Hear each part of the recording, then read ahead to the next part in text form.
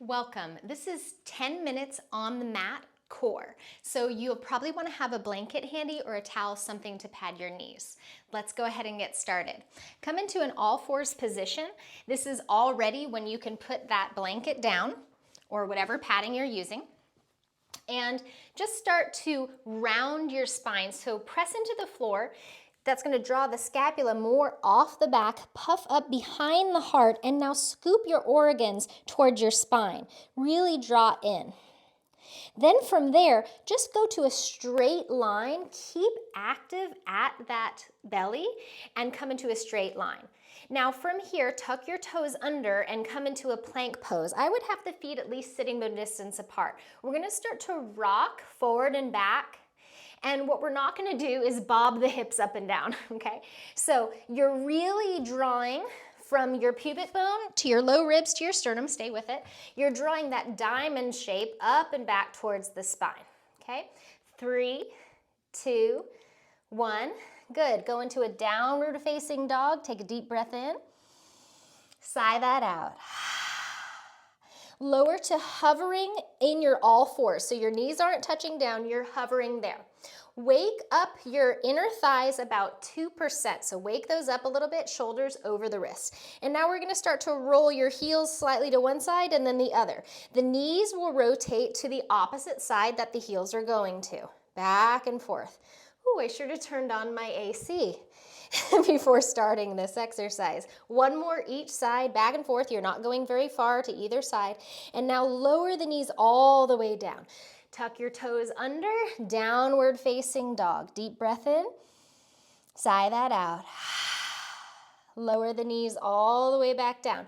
When we talk about the core, we're not going to leave out the glutes, the hips, the pelvic floor. So you can either have a block or a weight or an invisible block or invisible weight, and you're going to take your hips over your knees, toes are tucked. Take that invisible thing or thing in your hands, and you're going to start to press it diagonally forward as you take your hips to hover over your heels. Your hips are not touching your heels. Now come all the way up and hold that in front of you.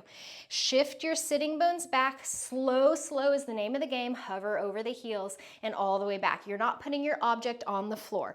You're hinging your hips back and you're reaching the object diagonally forward. As the hips come back up, the object comes with you. You're not taking this in front of the knees as far as reaching it more forward of the knees. Reaching the hips back and all the way up. And one more time, we're just activating the glutes and hamstrings.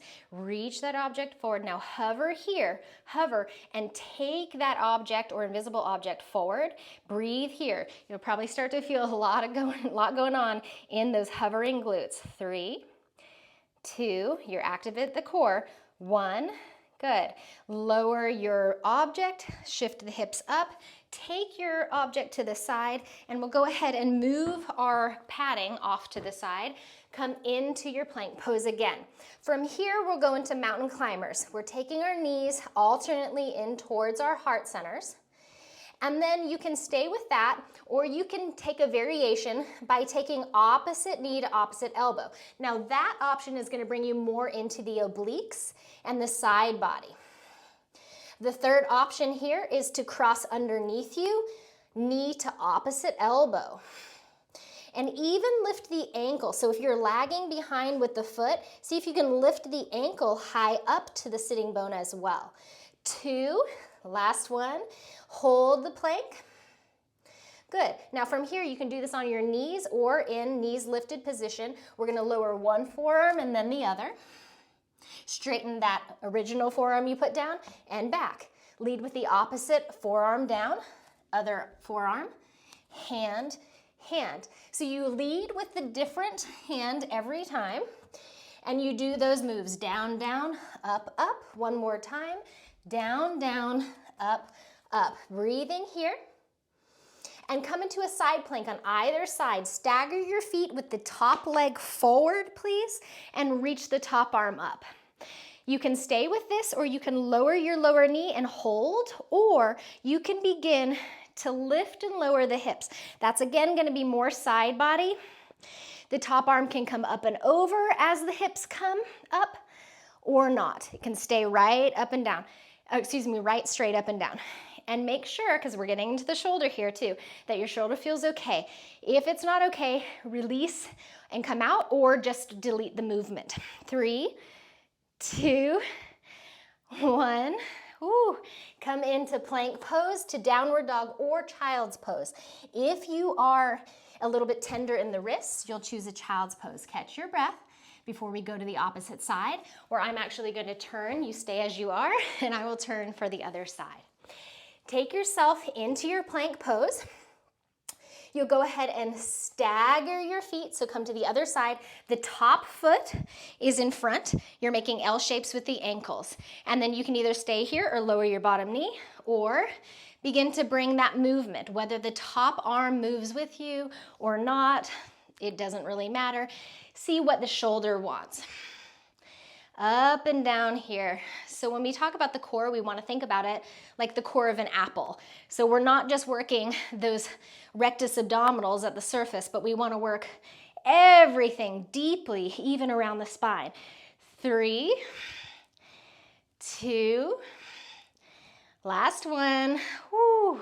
Back to plank, to downward dog or child's pose. Catch your breath, and if you need to come to that child's pose and roll the wrists out a little bit, do that. Deep breath in and sigh that out.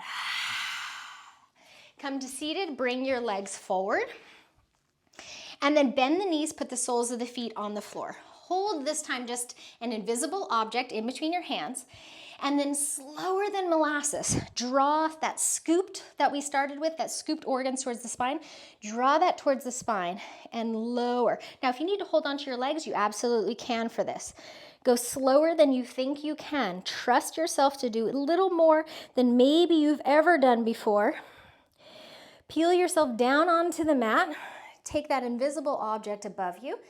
And now bring your legs up. Now from here, I don't want you to bring your feet towards your face. Keep your legs up, and the knees can be bent, okay? And then from here, take that invisible object, peel up, and try to press it on the feet and back down. So we're peeling from the mid back to the upper back, the body off and towards the feet, as if that invisible object is touching the toes. Just isolating here that movement. Not trying to take the feet, like I'm saying, not like this, not feet to hands, but hands to feet where they already are. 3, 2, 1. Good, release that invisible object and rock side to side, hugging onto your knees. Keep the right knee in, extend the left leg. And then switch, left knee in, extend the right leg. So if you're feeling a little tuckered, just stay with this. One knee in, other knee in. If you want a little bit more, raise your chest and your head as you alternate, and you can kind of spread your toes and press through the ball joints here as you really take the organs towards the spine actively, okay? If you want more, then you're gonna twist a little bit from side to side, holding onto the knee, or hands behind the head, not holding onto the knee as you twist. Now, you don't want to splay your elbows out to the side because that brings more of a back bend, and we don't want that as far as a reverse. We want to actually bring yourself into a bit of a scooping. So take the elbows closer than way out splayed to the side. 3, 2, 1.